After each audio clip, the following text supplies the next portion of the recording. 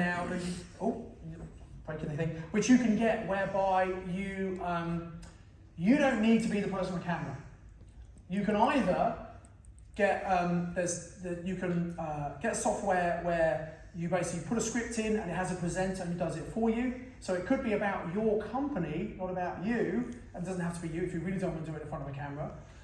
Or you can even do things where you're not in front of the camera using graphics and things, etc. Personally, I'd say get over it and get used to it and get to doing cameras. A really good skill to have. But if you're really, really nervous about that, you don't have to do that. There are other solutions as well.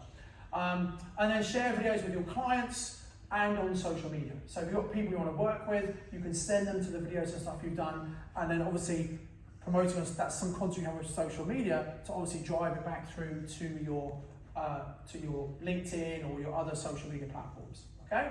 So again, and the branding kind of match. So we've got the well strategy stuff, all the branding kind of works there. Okay?